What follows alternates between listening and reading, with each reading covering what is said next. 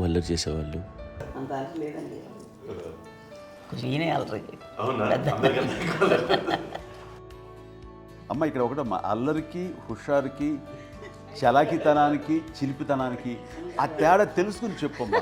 అల్లరంటే ఇప్పుడు నా ఇమేజ్ ఏమైపోద్ది, అల్లరంటే అల్లరుడు అని, నేనేమో చాలా రావుడు మంచి బాలుడు అనేలాగా నా ఇమేజ్ ఇది.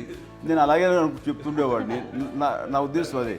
నేనేమో అల్లరి నన్నే అంటే చలాకితనం అమ్మ అల్లరు అనుకునేది. లేదండి, ఎక్కువ హుషారు కానీ చాలా బాగుండేవాడు అబ్బాయి. ఇంట్లో పనులన్నీ మీకు సాయంగా ఉంటాయి. అవునండి, వాడే చేసేవాడు. అది ఇంట్లో ఎవరు ముట్టుకునేవాడు కాదు. మా నాగబాబు అస్సలు ముట్టుకునేవాడు కాదు. అన్నిటికీ నాకు ఆయన సహాయమే పాపం. నాన్న ఆయన ఉద్యోగం వెళ్ళిపోయారు. నేను పాక్కుంటూ అలాగా వెళుతూ వెళ్ళిపోయాను. నాకు తెలియదు. తర్వాత అమ్మ చెప్తుంటే లేదుగా మాత్రం కొన్ని కమ్మర కోలు ఉంది నాది. ఒక అది పెట్టి అది వెళ్ళి కూర్చోతా ఏడుస్తున్నాను రోడ్డు మీద.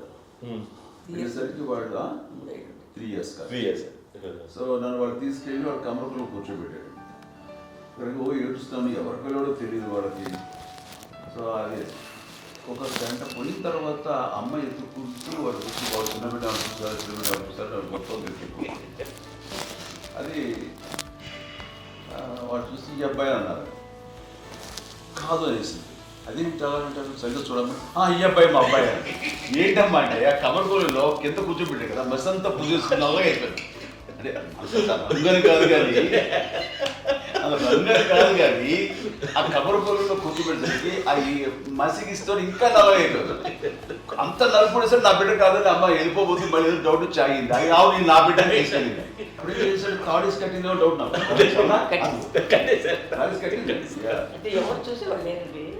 అమ్మేమో అల్లరు అనుకునేదండి. నాకేమో చిన్ననాటి మహాభాగవతంలో కృష్ణుడి క్యారెక్టర్ అనుకుంటాను. ఆయన మహానుభావులు అయ్యే వాళ్ళందరికీ ఆ లక్ష్యం ఉంటుందేమో చిన్నప్పుడు. కొన్నిదల కుటుంబ సభ్యులు మంచి రుచులను ఆస్వాదిస్తారని, మంచి భోజనాలని ఆనందిస్తారని అందరికీ తెలుసు. చిన్నప్పుడు వీరి ఆహారపు అలవాట్లు ఎలా ఉండేవి? ఇదేవి ఎగిరేవి ఇవి ఎవ్రీ డే 2 పూట్ల ఉండాలన్న. మరి నాగబాబు పాపం ఏముంది, తిన్నట్టు ఇష్టం. మరి అన్ని రకాలుగా నాన్న కోసం చేసి పెడుతుంటే మరి తను ఇష్టపడక ఆ తర్వాత లేకపోతే కోపడక ఎలా ఉంటాడు చెప్పండి. 5 పిల్లలు అయినా అమ్మా నాన్నలు కొంతమంది పైనే ఎక్కువ దృష్టి పెడతారు. ఈ 5 మీరు ఎవరి మీద ఎక్కువ ఫోకస్ పెట్టేవాళ్ళు? కళ్యాణ్ బాబు అండి. వాడంటే బాగా, అంటే వాడు ఏది తినేవాడు కాదు అసలు. ఏది ఆడికి ఏది తింటాడని ఇప్పుడు వాడికి నచ్చకపోతే, ఇప్పుడు నేనైతే నచ్చకపోతే చాలా గోల్ చేసేవాడిని. అన్నయ్యకేమో చాలా అన్నయ్య ఏదైనా ఏది పెట్టినా తినేవాడు. అసలు అడ్జస్ట్మెంట్ మెంటాలిటీ. నాకేమో నచ్చకపోతే చాలా గొడవ పెట్టేవాడిని. తిండి ఇది ఒక అన్నం, ఇదొక కూరలు అని వెళ్ళిపోయేవాడిని. అమ్మకు అమ్మతో తిట్టి నాకు వెజిటేరియన్ ఎలర్జీ ఉండేది. అంటే చిరాకు అనమాట. కళ్యాణ్ బాబు ఏంటంటే తనకి ఇష్టమైన ఫుడ్ ఉంటే తింటాడు సైలెంట్గా, బాగలేకపోతే సైలెంట్గా వెళ్ళిపోతాడు. అమ్మకి ఇదేమేంటారండి వదిలేమో తన తింటాడు. అది నిశ్శబ్దంగా నిరసన ప్రకటించేవాడు. దాంతో వాడి గురించి చాలా ప్రొటెక్టివ్గా చూసుకునేది అమ్మ. పైగా చిన్నప్పటి నుంచి కొంచెం వాడు వీక్గా ఉండేవాడు, అంత బలమైన ఇది కాదు. దాని తర్వాత కొంచెం అందుకని అమ్మ వాడిని స్పెషల్గా చూసుకునేది. వాడు స్పెషల్ కిడ్ అయ్యాడు ఇంట్లో. మీ అమ్మగారు మీ అక్క చెల్లెళ్ళకి ఇచ్చిన సలహా ఏంటి? అంటే ఇండిపెండెంట్గా ఉండమంటారు అమ్మ. ఎవరిని డిపెండ్ అవ్వద్దు. మీ పిల్లలు నువ్వే జాగ్రత్తగా నేర్చుకో, ఎవరినైనా చేయకు, డిపెండెంట్గా పెట్టద్దు అని ఆవిడ మాకు బాగా ఎక్కువ చెప్తుండేది. నాకు కొంచెం టఫ్ టైమ్స్లో కూడా ఆమె నీ పాటు నువ్వే ఉండాలి, ఎవరి దగ్గర ఉండదు, ఎవరింట్లో ఉండదు, మా దగ్గర కూడా ఉండదు, నీ ఇద్దరు కుటుంబం నువ్వే ఉండాలి. అది కష్టం కదండి అట్లా చెప్పడం. చెప్పారు, చాలా తక్కువ చెప్పారు. బట్ నాకు అదే చెప్పాను, ఇండిపెండెంట్గా అట్లా ఒకరి దగ్గర ఉంటే నీ గౌరవం తగ్గిపోతుంది, ఎక్కడ ఉండదు. అది చాలా నాకు చాలా ఇన్స్పైరింగ్ ఉండేది మాటలు. అది ఇప్పుడు కూడా అది చాలా హ్యాపీగా అనిపిస్తుంది అని చెప్పింది. అంతే కదా, ఇప్పుడు మనకి ఏదైనా రోగాలు వస్తే చేసేస్తాను దాన్ని బాధపడుతుంది మనమే. బట్ తగ్గించేవాళ్ళు కన్సర్న్ చూపించే డాక్టర్స్ ఒట్టుకోలు కింద కింద ఉండొచ్చు, కానీ పోరాడాల్సింది మనమే. నాకు సార్ కొంచెం ఒక డిప్రెస్డ్ ఇదేదో వస్తే ఫేజ్ ఒకటి, నేనేదో ఇంకా మా అందరి నుంచి నేను సపరేట్ అయిపోయినట్టు ఒక సిచ్యువేషన్ వచ్చినప్పుడు అమ్మ నన్ను పట్టుకుని said I'm there for you. Yes, ఎవరు నువ్వు అన్నా ఎస్ అన్న ఫ్రెండ్స్ కానీ ఎవరైనా సరే ఎప్పుడు కూడా అలోన్గా మటుకు అనుకోకు, నేను నాన్న ఆవిడ నన్ను పట్టుకొని ఇచ్చిన అఫెక్షన్ లేదా ఫీలింగ్ అసలు బలం అన్నమాట. ఇంకా ఏమన్నా చేయగలను నేను, పర్లేదు లైఫ్లో నాకు ఏదైనా సాధించగలను అని ఒక భరోసా తల్లి దగ్గర నుంచి రావడం అనేది నాకు ఎవరు అవసరం లేదనిపించింది. అంత స్ట్రాంగ్గా ఆవిడ support, very strong, very practical. అంత స్ట్రాంగ్ చేసింది నాన్న చెప్పండి. మా పిల్లల విషయంలో మేము కూడా మేబీ అంత స్ట్రాంగ్ కాదేమో, సెన్సిటివ్గా ఉంటాం, కానీ అమ్మ మటుకు చాలా స్ట్రాంగ్గా ఉండి మమ్మల్ని కఠినంగా ఇలాగే ఉండాల్సింది, ఇలా ఉండండి అప్పుడే మీరు నేర్చుకుంటారు. ఇక్కడ అమ్మ పాజిటివ్నెస్ గురించి ఇంకో మాట చెప్పాలి. అంటే తన బిడ్డలకే కాదు, ఈ రోజున మా రెండో పాప శ్రీజ కూడా తనకి లైఫ్ చిన్న చిన్న డిస్టర్బెన్స్ వచ్చింది. ఆ టైంలో కూడా తను ఏముందంటే అప్పుడు నాన్న దగ్గరికి వెళ్ళాను, తను ఇచ్చిన భరోసా, తను ఇచ్చిన మాట వెళ్ళలేని ధైర్యం వచ్చింది నాతో. నాన్నమ్మ దగ్గర ఎప్పుడు కూర్చోస్తాడు అప్పుడే పాజిటివ్ ఫీలింగ్ వస్తుందని నాతో షేర్ చేసుకుంటాను. తను నాతో చెప్తుంటే అనిపిస్తుంది కరెక్ట్. అమ్మ ఏం పర్లేదమ్మా, లైఫ్ అంటే ఒకరితోనే అయిపోదు, ఆ ఒక్కరి వల్ల వాళ్ళ ఇన్ఫ్లుయెన్స్ తోటో వాళ్ళు మన మీద నియంత్రించడం కానీ మన బాధల్ని వాళ్ళు చేయడం అవుతాం. జస్ట్ నువ్వు నీ గురించి నీ మనసులో ఏదనిపిస్తే నీ గుడ్ ఫీలింగ్ ఏది వస్తుందో ఆ ఫీలింగ్ ప్రకారం వెళ్ళిపోదు. అంటే ఆ జనరేషన్ పీపుల్ ఎక్స్పెక్ట్ అలా కాదు, ధైర్యం ఉండి అందరికీ ధైర్యం బాగా నూరుకొస్తారు. ఫాదర్ కూడా, మా నాన్నగారు కూడా అస్సలు ఎప్పుడు అనేవాళ్ళు, ఎప్పుడు మీరు పెట్టే చెయ్యి మీరు ఎప్పుడు పైన ఉండాలి తప్ప తీసుకునేలా ఉండకండి, చేతులు పెట్టుకొని అనే అట్లాంటివి చెప్తుండేవాళ్ళు. అందుకని మాకు ఇండివిజువాలిటీ మాకు బాగా ఎప్పుడు కూడా ఒకళ్ళని అడగడం అని, ఈవెన్ బ్రదర్స్ని అడగాలన్నా కూడా మాకు అది పడిపోయింది మైండ్లో, కొంచెం కష్టంగా ఉంటుంది. సో నాకు అంటే ఆవిడ మా అమ్మ ఏదన్నా కొంచెం డిప్రెస్ అయినా నేను చాలా ఎక్కువ అమ్మకి షేర్ చేసుకుంటే అన్నయ్య కూడా లేడు. అన్నయ్య ఉన్నప్పుడు ఓకే, లేనప్పుడు నేనే ఎక్కువ షేర్ చేసుకున్నాను. బట్ ద బెస్ట్ థింగ్ మా అమ్మ దగ్గర నుంచి హగ్ అండి. ఈరోజు కూడా మా అమ్మని హగ్ చేసుకోకపోతే అంటే అది నాకు మా అందరిలోనూ, అంటే ఆవిడ పెద్ద చదువుకున్న వ్యక్తి కాదు, పెద్దగా బయటికి వెళ్ళి నా ఎక్స్పోజర్ కాదు, కానీ ఇవాళ అన్నయ్య కానీ విజయ, మాధవి, నేను, కళ్యాణ్ బాబు ఈ రోజుకి టుగెదర్గానే ఉంటాం.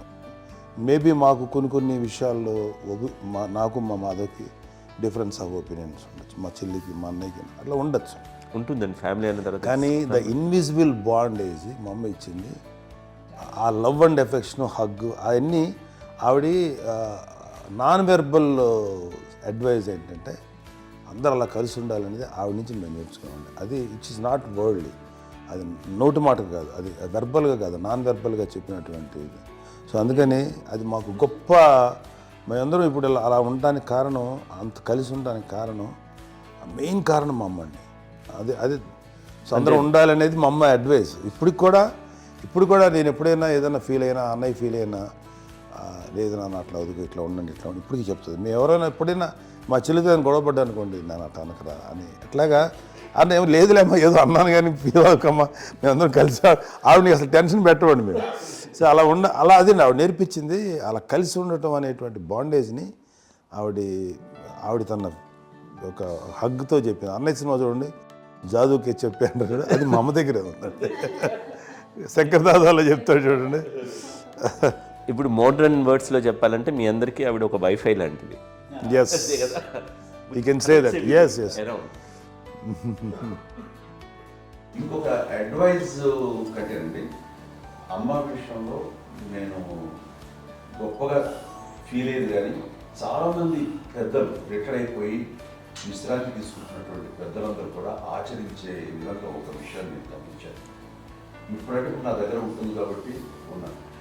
అమ్మ విడిగా ఇంకొక ఇంట్లో ఉండేది, ఇన్ని సంవత్సరాలు నాన్నగారు దూరం దగ్గర నుంచి ఉండేది. 5 సంవత్సరాలు ఒంటరిగా ఉండి నన్ను బిడ్డలందరూ ఎవరు మానవులు వెళ్ళిపోయారు, నేను ఒంటరి అయిపోయాను అన్న ఫీలింగ్ అమ్మకు ఎప్పుడు ఉండేది కాదు. తర్వాత బిడ్డలు వాళ్ళ టైం బట్టి వచ్చి చూసుకుంటే సరిపోతుంది. అది వారమా, నెలక, 2 నెలక, అసలు ఒకసారి రాలేని పరిస్థితిలో ఉంటుంది. 5-6 నెలల పాటు ఇదే ఊళ్ళో ఉండి పక్క వీధుల్లో ఉండి ఎవరి పనులు వాళ్ళు బిజీగా ఉండి, ఎవరి షూటింగ్ వాళ్ళు బిజీగా ఉండి, ఎవరి ప్రొఫెషన్లో వాళ్ళు బిజీగా ఉండి, ఎవరి ప్రొఫెషన్లో వాళ్ళు బిజీగా ఉండి, తన సంసారం తను బిజీగా ఉంటాను అనుకోసరి అమ్మ ఏమీ ఫీల్ అయ్యేది కదా, ఏంటమ్మా రావట్లేదు, అసలు పట్టించుకోవట్లేదు ఏంటి అంటే అంతేలేమ్మా అని ఇలాంటి నిరసన మాటలు కానీ, ఈసరింపు మాటలు కానీ, లేకపోతే న్యూనతాభావం కానీ ఇలాంటివి ఎప్పుడు అమ్మకు లేవండి. వచ్చారు అబ్బాయి ఏం చేసి పెట్టడా చెప్పండి అంటూ చాలా పాజిటివ్ ఉండి ఇప్పటికీ కూడా తను సపరేట్ కిచెన్ మా ఇంట్లో ఎంతో ఉంటుంది వేరే కిచెన్. ఎందుకంటే అమ్మకి మోస్ట్ స్ట్రెస్ బస్టర్ వచ్చేసినా లేకపోతే ఏదో రిలీఫ్ ఏంటంటే తన కిచెన్లో కూర్చొని వండుకు వండి అందరికి పెట్టాం.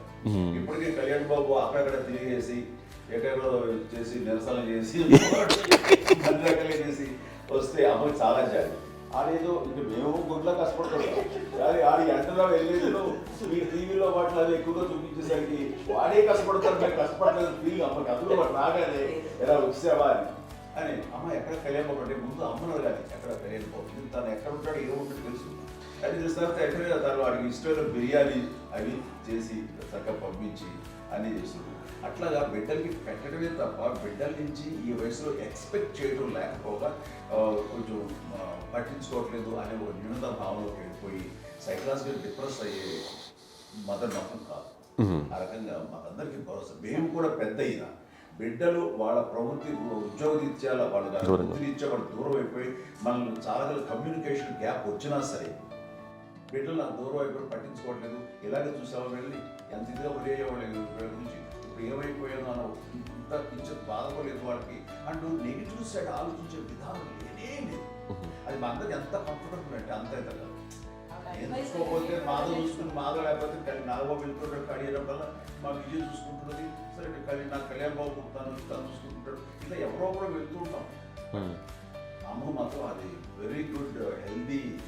నేను చాలా మంది తల్లిదండ్రులు చూశాను, అవును, వాళ్ళు చాలా ఇబ్బంది పడుతూ ఉంటారు.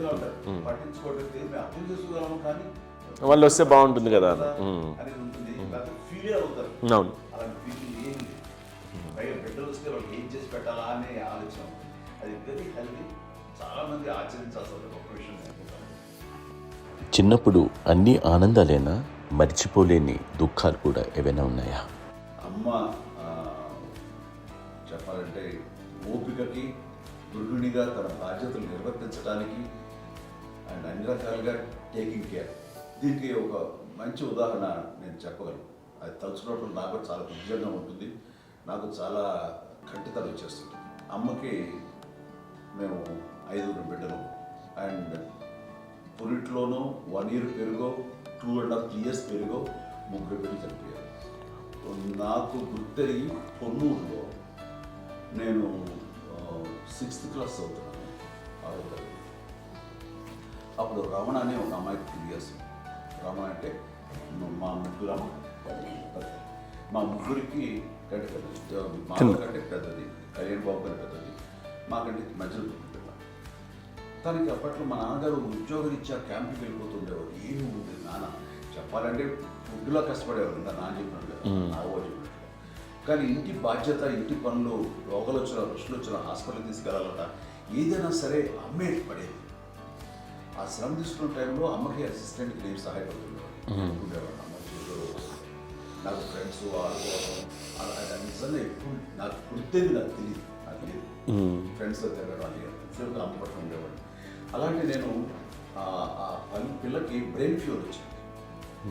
ప్రభుత్వ ఆసుపత్రి పొన్నూరులో ఆ పిల్లని చేర్పించినప్పుడు 2-3 days అయిన తర్వాత ఒక బ్యాడ్ న్యూస్ వినాల్సి వచ్చింది. తెల్లారికి కాన్షియస్ లేదు, పోయింది. ఏం చేయాలో తెలియదు. అమ్మ వయసు చిన్నదే.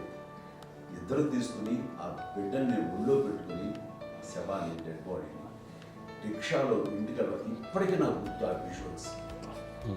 అని నాన్నకి తెలియదు ఏ విషయం, నాన్న ఎప్పుడు వస్తారో తెలియదు, ఎలా కమ్యూనికేట్ చేయాలో తెలియదు.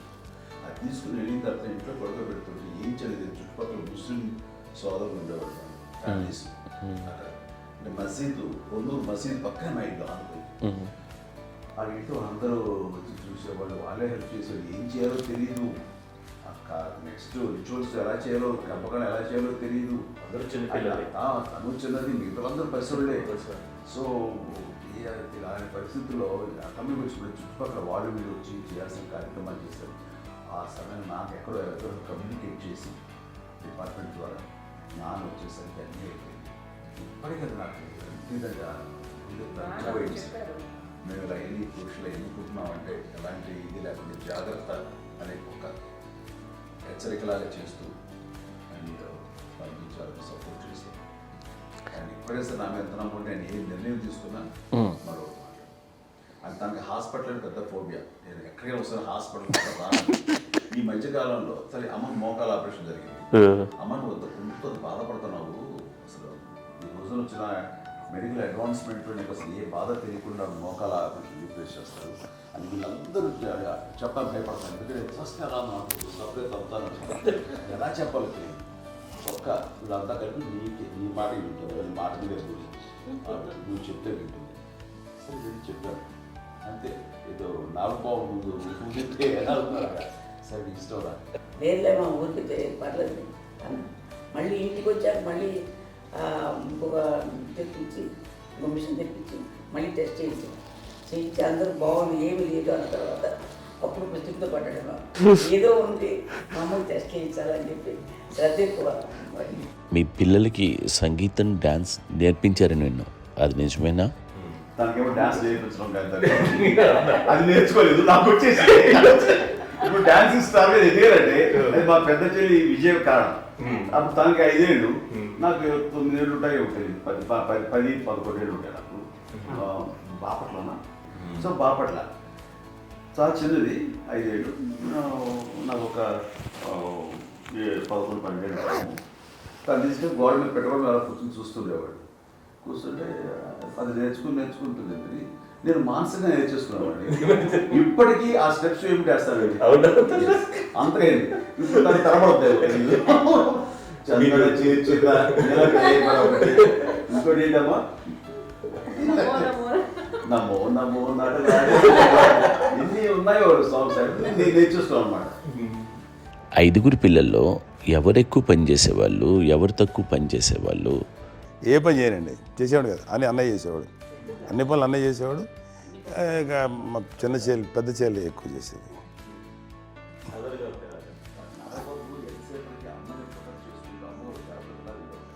అదే అబద్ధం అండి, అది అన్నయ్య నన్ను గౌరవంగా మాట్లాడుతున్నాడు కానీ అన్నయ్య అవుట్ ఆఫ్ ప్రొటెక్షన్ మాట్లాడుతున్నాడు కానీ అవుట్ ఆఫ్ మాట్లాడుతున్నాడు కానీ అసలు ఎప్పుడు ఏ పని చేయలే. లేదు ప్రామిస్ అండి, ఏ పని చేసేవాడు కాదు. మా ఇద్దరికి మధ్యలో పాపం అన్నయ్య చాలా పని చేసేవాడు. ఎంత పని చేసేవాడు, నేను ఇచ్చిన తర్వాత మళ్ళీ నాకు ఏదైనా చిన్న పని చెప్తే అది కూడా నువ్వే చేయనివ్వండి. ఆ కోపం వచ్చేది, కోపం వచ్చి ఒకడు కొట్టేవాడు. కొడితే కోపం వచ్చేది తప్ప నేను వెళ్ళేవాడిని కాదు. అమ్మకి ఎప్పుడు ఏంటంటే ఒక ఇదే పని చేయడని, అంతే. నిజంగా ఏ పని చేసేవాడిని కాదు. అవునా? లేదు లేదు లేదు మహాప్రేమ.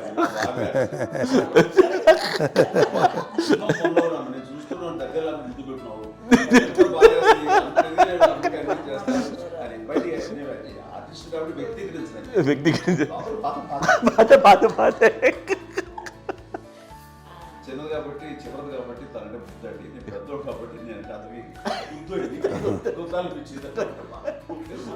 ఎక్కువ కష్టపడింది కానీ మా నాన్నగారి చేతిలో ఎక్కువ అంటే నాన్న బాగా కోపం ఎక్కువ అనుమానించింది కానీ అన్నయ్య పాపం బాగా దొరికేసేవాడు పాపం. ఒకసారి అంటే మరి మాకే అనిపి ఏంటి ఇంత దారుణంగా ఉంది నాన్న మీద కోపం వచ్చేది నాకు. నాన్న మీద కోపం వచ్చేది, వాళ్ళని చూసి బాధ అనిపించేది. అమ్మాయి ఏమనేది కాదు. సరే అయినా సరే ఎప్పుడు కూడా పోనీ అన్ని చేసినా మళ్ళీ తను హైపర్ యాక్టివ్ అన్నయ్య ఫుల్. ఇప్పటికీ ఉన్నాడు. ఇప్పుడు ఈ రోజు కూడా అదే అన్నయ్య సేమ్ హైపర్ యాక్టివ్. యూజువల్గా పెద్ద కొడుకు కొంచెం అంటే సూపర్గా ఒక నిదానంగా ఉంటాడు అంటారు. బట్ అన్నయ్య దానికి జస్ట్ ఆపోజిట్. యూజువల్గా ఆఖరి పిల్లలు హైపర్ యాక్టివ్ ఉంటారు, అన్నయ్య పుట్టడమే భయంకరమైన హైపర్ యాక్టివ్.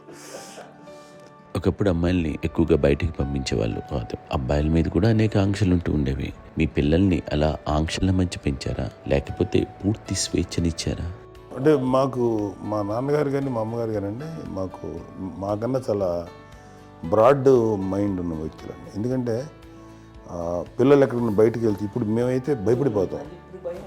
మా విజయ్ కానీ మా చిన్న చెల్లి అన్నయ్య నేను అందరం కూడా ఇవాళ ఉన్న పరిస్థితిలో వాళ్ళు ఎప్పుడు భయపడేవాళ్ళు కాదండి. ఎక్కడికి వెళ్తాను నీళ్ళని ఇచ్చేవాళ్ళు, లేట్ అయినా అసలు ఏమనేవాళ్ళు కాదు. లేకపోతే ఏదైనా మోటార్ బైక్లు వేసుకున్నాం, లేకపోతే కారులో ఎట్లా పడితే ఎట్లయినా సరే ఏమనేవాళ్ళు కాదు. వాళ్ళు తెలియకుండానే మాకు ఒక ఫ్రీడమ్ ఇచ్చారండి. సో దట్ అదే ఆ ఫ్రీడంలో భాగమే అన్నయ్య కానీ ఇండస్ట్రీకి వెళ్ళాలంటే కూడా ఒక వ్యక్తి ఒక కొడుకు ఒక గొప్ప కెరీర్ని పర్సూ చేసుకుంటూ వెళ్తున్నప్పుడు నాన్నగాని అమ్మగానే ఓపెన్ మైండ్ తోటి అసలు నువ్వు వెళ్ళి నాన్న ఎంతకాలం వెళ్తావచ్చు, నువ్వు ప్రయత్నించని చెప్పి అలా వదిలేశారండి. అన్నయ్య కూడా ఏంటంటే మోస్ట్ రెస్పాన్సిబుల్గా వెళ్ళి చాలా మేజర్ అమౌంట్ అన్నయ్యకి కూడా పెద్ద అమ్మకు వందలు ఇచ్చేది కాదు. కరెక్ట్గా ఆ ఇన్స్టిట్యూట్లో చదువుకునేటప్పుడు ఎంత ఇవ్వాలో కరెక్ట్గా ఇచ్చేది. తనకి ఎక్స్ట్రా ఖర్చు పెట్టుకుంటే అంటే అట్లా ఉండేది పరిస్థితి. అంతే కదా, అంత జాగ్రత్తగా అన్నయ్య కూడా అంత రెస్పాన్సిబిలిటీగా రెసిప్రోకేట్ అయ్యి చేసి, అందువల్ల మా అమ్మ నమ్మకం చూడాలి, మా అమ్మగారి మా నాన్నగారి నమ్మకాన్ని అన్నయ్య ఎప్పుడు అది పాడు ఇంత నమ్మకానికి 10 times ఇచ్చాడు. ఏ వయసెస్ వైపు కానీ ఏ అలవాట్ల వైపు కానీ ఎందులో ఇండల్జ్ అవ్వకుండా నాకు నేనుగా నియంత్రించుకుంటూ సరైన మార్గంలో వెళ్ళేలాగా నాకు వెళ్ళడానికి లోపల ఆ స్ట్రాంగ్ థాట్ అడగగానే వాళ్ళు రెసిస్ట్ చేస్తే ఇచ్చానని ఆపేశారు అని ఏదో చిన్న రిలక్టెంట్ ఫీలింగ్ ఉంటుంది. వాళ్ళ మీద చిన్న కోపం నిరసన ఉండేది. వాళ్ళు అలా లేకపోవడానికి వాళ్ళు వెంటనే అడిగిన వెంటనే జాగ్రత్త అనే నిర్ణయం ఉండేది. కానీ జాగ్రత్త అని హెచ్చరిక చేయడంతో నాకు మరింత బాధ్యత తిరిగి గుర్తు తిరిగి నేను నడుచుకుంటూ వెళ్ళాను. కాబట్టి అది నాకు ప్లస్ అయింది వాళ్ళ దగ్గర. అంటే మదర్ అంటే తల్లి అనే కాదు, మదర్ ఫిగర్ ఎవరిచ్చినా సరే అది నానైనా తల్లితో సమానం అనుకుంటాను. నాకు చెప్పినట్లుగా అట్లాగా అలిసిపోయి వచ్చిన నాకు కాళ్ళు నొక్కుతుంటే నాకు భయం వేసేసేది. ఆ తర్వాత పడుకో అది గదవాయించేవాడు, అది కూడా కోపం. అంటే ఉదాహరణ అంటే మళ్ళీ అది నాకు మళ్ళీ తిడతారు, ఎందుకు కాదు పడుకుని ఎక్కడ నిద్ర వస్తాయండి నాన్న అంటే. సో ఆ రకంగా నాన్న తన ప్రేమ చూపిస్తుంటాను. ఆ తర్వాత గోండా టైప్లో కూడాను నేను ట్రైన్ కింద వెళ్తుంటే నాన్న అక్కడే ఉన్నారు, రాజమండ్రి దగ్గర ప్రాంతంలో. ఆయన చాలా కోపం చేస్తుంది, ఇలాంటి చేస్తుంటావు నువ్వు, ఏదైనా అయితే ఏంటి అది చెప్పి. ఏం పర్లేదన్నా ఏమవుతుందో అన్ని రకాల సేఫ్టీ అన్ని రకాల జాగ్రత్త తీసుకున్నాం. ఈ రోజు ఉన్నది సేఫ్టీ అప్పుడు లేదు. అయినా సరే రేపు పొద్దున నీ కొడుకులు ఇలాంటి పరిస్థితుల్లో నీకు తెలిసి వస్తారు అప్పుడు అనేవాడు. ఎన్నిసార్లు అనేవాళ్ళు నాకు నిజంగానే మగధీర టైంలో గుర్ర వేసుకుని ఆ రోడ్డు మీద పడిపోయాడు అని అన్నప్పుడు నాకు ఆ ఫస్ట్ టైం ఆ ఫీలింగ్ కలిగింది. అలాగే పీటర్ హెయిన్స్ అనేవాడు ఫస్ట్ మగధీరలో జంప్ చేస్తారు, మోటార్ బైక్ జంప్ చేసినప్పుడు ట్రైల్లో పీటర్ హెయిన్స్ అంత హైట్ నుంచి 20 feet 25 feet హైట్ నుంచి పడిపోయి మొత్తాన్ని బోన్స్ని ఎరగొట్టుకుని వాడు 7 నెలలు వాడు ఇరప్పుడు హాస్పిటలైజ్డ్. అది వీడైతే ఏమో తలుచుకుని భయం వేసేసేది. అప్పుడు నాన్న గుర్తుకొచ్చేవాడు, ఓహో వాళ్ళ టెన్షన్ ఇంతే లేదు, మనకి మన కొడుకు వస్తే తెలియదు ఈ మాట నాన్న ఎప్పుడు అన్నారని అనిపిస్తుంది. Sweet memories my. అత్త కోడళ్ళ మధ్య అనుబంధం ఎలా ఉంటుంది? సురేఖ్ గారితో మీకున్న అనుబంధం గురించి చెప్తారా? మాకండి కోడలు కాదండి, నా కూతురండి. అంత బాగుంటాం మేమిద్దరం కూడా.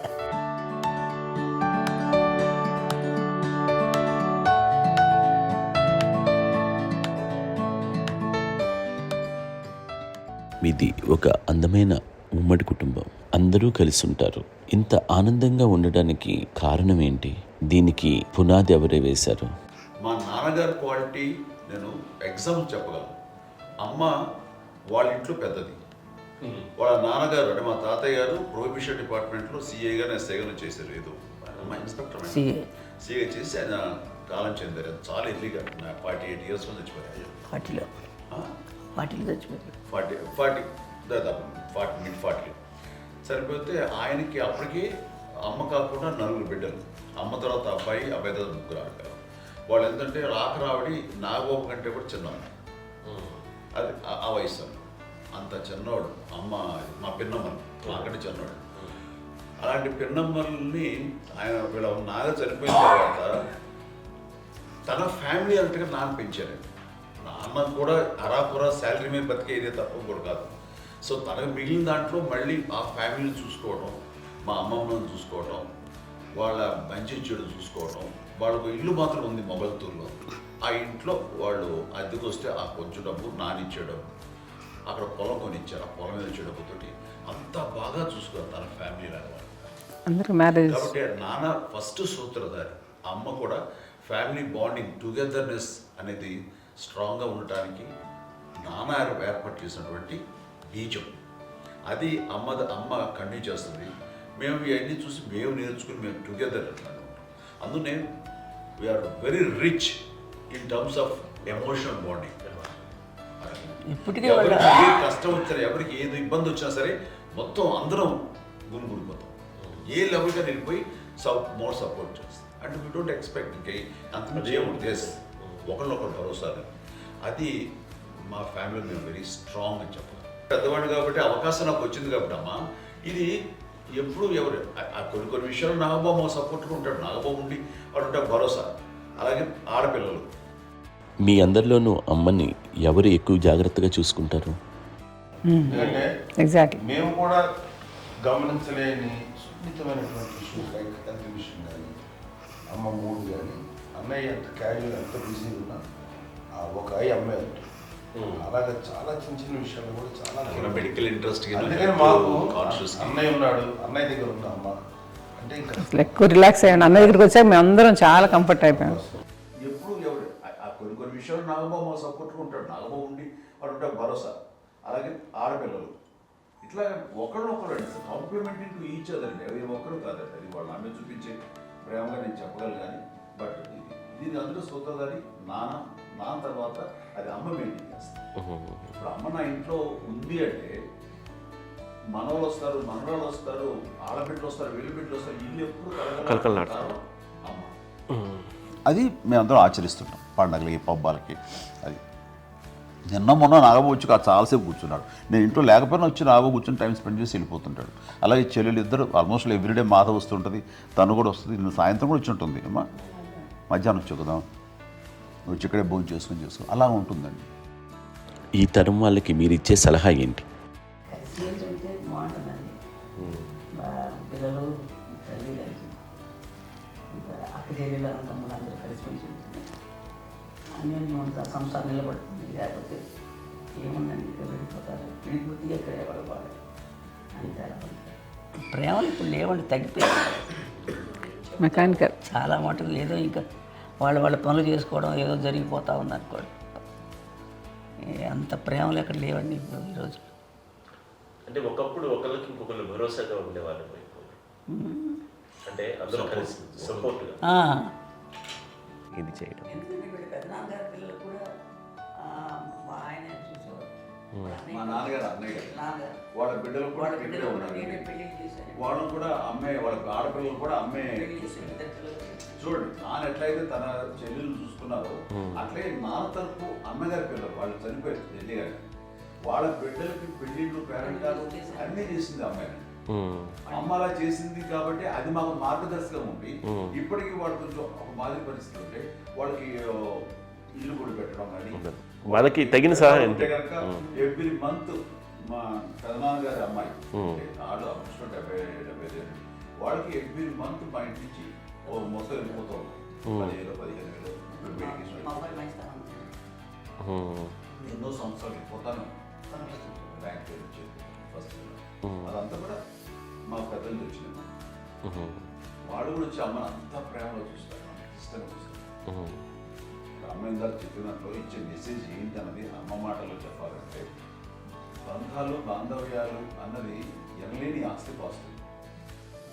సో ఎలాగైతే డబ్బు ఎంత సంక్రమించింది, ఎన్ని ఆస్తులు వచ్చాయి ఫిజికల్గా అనే దాని మీద కంటే కూడా ఇవి ఆస్తిగా తీసుకుంటూ దీన్ని విలువ ఎరిగి, గుర్తెరిగి, దాని ప్రభావం తెలుసుకుని అది కనుక మనం ఇచ్చిపుచ్చుకుంటే ఫ్యామిలీలో అంటే దాన్ని మించినటువంటి గొప్ప సంపద. కష్టాలు వచ్చినప్పుడు డబ్బు తీరుస్తుంది కాదండి, కష్టం వచ్చినప్పుడు ఒక భుజం తీరుస్తుంది, ఒక చేయూత తీరుస్తుంది. అది మన బ్లడ్ రిలేషన్ మనలో మనకి అది ఉండటం అనేది అదృష్టంగా ఫీల్ అవుతాం. అంటే ఒకసారి అమ్మ చూసి నాకు ఎందుకు అనిపిస్తుంది అంటే అది ఎవరి ద్వారా సంక్రమించడానికి తన ఆ చెట్టు కొమ్మలమే కాబట్టి ఆ చెట్టుకే మనం ఆపాదించాలి. ఎక్కడో మామూలుగా ఉండాల్సిన వాడు ఈ రోజున ఈ స్థితిలో ఉన్నాము, ఇంతమందికి లైఫ్ రావటానికి దోహదపడ్డాము, ఇంతమంది కలిసికట్టుగా ఉండటానికి ఇదైంది. అమ్మని చూస్తుంటే నాకు ఏమనిపిస్తుందంటే అబ్బా ఇలాంటి జన్మం మనకు ఎవరికైనా ఉంటుందా, ఇంతమంది మనుషుల చేత కొలవబడేవాళ్ళు, ఆరాధింపబడేవాళ్ళు, అభిమానించబడేవాళ్ళు, ఇంతమంది నా నా వంశమా, నా సంపద అని అమ్మ ఫీల్ అంత గొప్ప ఫీలింగ్ ఎవరికి ఉంటుంది? మా చెల్లెలు కూడా వస్తుందని అనుకోవట్లేదు, సూర్య కూడా ఉంటుందని నేను అనుకోవట్లేదు. అలాంటి గొప్పగా ఇది. అండ్ ఆ రకంగా షీఈ్ వెరీ చాలా గొప్ప జన్మ. అమ్మకి చిన్న మానసికంగా చిన్న ఏదో ఒక డిప్రెషన్ ఏదో వచ్చింది. ఏదో నాన్న గుర్తుకొచ్చో, నాన్న లేరనో, లేకపోతే వాళ్ళ అమ్మగారు కూడా అదే టైం చనిపోయారనో, తన దగ్గర ఉంటారు. ఏదో ఉన్నప్పుడు మేము అందరం సపోర్ట్గా ఉండి మా కొన్నాళ్ళు నా దగ్గర ఉందిగా అని చెప్పేసి అప్పట్లో అమ్మ వేరేగా ఉంది. ఉన్నప్పుడు ఒకటే మాట అన్నాను, అమ్మ నీలాంటి గర్భం అంటే అంజనమదే గర్భం అని బయట ఎన్నోసార్లు నా ఫ్రెండ్స్ కానివ్వండి, బయట కానివ్వండి, కొన్ని సందర్భాల్లో మీటింగ్లో కానివ్వండి, స్పీచెస్లో కానీ అన్నవాళ్ళు ఎంతోమంది అన్నారు. వాళ్ళు ఆ మాట అంటే రీజన్ తెలుసా నీకు? కోటాను కోటల్లో ఎంతమంది తల్లులకు నీకు వచ్చిన అదృష్టం, నీకు లభించినటువంటి వరం ఎవరు లభిస్తున్నాను? బిడ్డలు ఎంతోమంది చేత కొనియాడబడుతున్నారు, ఎంతోమందికి సహాయపడుతూ ఆ రకంగా వాళ్ళందరి యొక్క ఆశీస్సులు పొందుతున్నారు. కానీ ఎంతోమందికి నిరంతరం హెల్ప్ చేస్తూ వాళ్ళ ఇది చూసుకుంటున్నారు. అవి ఆ భగవంతుడు మీరు చేస్తున్న పూజల వలన ఆ భగవంతుడు మన నెక్స్ట్ తరాలకు కూడా మనకి ఇలాంటిది వారసత్వంగా ఇస్తూ అదే రకంగా కొనసాగించేలాగా మాకు అదృష్టాన్ని ఇచ్చారు. ఇంతమంది ఎవరు నీ నుంచి వచ్చిన వాళ్ళే, నీలో ఇది ఎంత గొప్ప గర్భం, ఎంత గొప్ప జన్మ అనేది. అలాంటిది నువ్వు ఇలా అవటమేంటి? ఎంతసేపు ఇది హై లెవెల్లో ఉండాలి నీ ఫీలింగ్స్గా నువ్వు కానీ. అంతే నువ్వు ఇలాగా కుంగిపోవడం ఏంటమ్మా చెప్పినప్పుడు నిజమే కదా, నేను అవడం ఏంటి? ఇది నీది కాదు, నాది కాదు, నువ్వు నమ్ముకున్న భగవంతుడు నీకు ఇచ్చింది అనుకుంటావు కదా. నువ్వు ఆ భగవంతుడి కృతజ్ఞత తీర్చుకునేలాగా ప్రతిరోజు ఆయన ధ్యానించు, ఆయన పూజలో ఉండు, నీకు ఆయనే ధైర్యం ఇస్తాడు. అంతేగాని నువ్వు నెగిటివ్ సైడ్ ఆలోచించుకోమ్మా. మా అందరికీ పాజిటివ్నెస్ ప్రివైల్ చేసిన దానివి, ఇచ్చిన దానివి, అందించిన దానివి. అలాంటి నువ్వు నెగిటివ్ వైపు వెళ్ళిపోకూడదు అంటే అంతే. మళ్ళీ అటుపక్క ఎప్పుడు గెలలేదు. ఆంజనేయ స్వామి భక్తి ఆయనలో ప్రవేశపెట్టి చెప్పాలంటే ఆయనకి నేనే నేను నన్ను దేవుడు ఇంట్లో నేనే ఇంట్రడ్యూస్ చేశాను. నానంత ప్రగాఢంగా నమ్మి ఆయన దానివల్ల లబ్ధి పొందారు. ఆయన అందులో మమ్మల్ని మించిపోయిన స్టేజ్కి వెళ్ళిపోయారు. ఆయనతోటి ఆంజనేయ స్వామితో ఇంటరాక్ట్ అవుతూ అట్లా ఆయన నన్ను నమ్ముకుంటుంది. ఆయన నానంటారు అంతా నా గురువు, నా పెద్ద కొడుకు పెద్దోడే. గురువు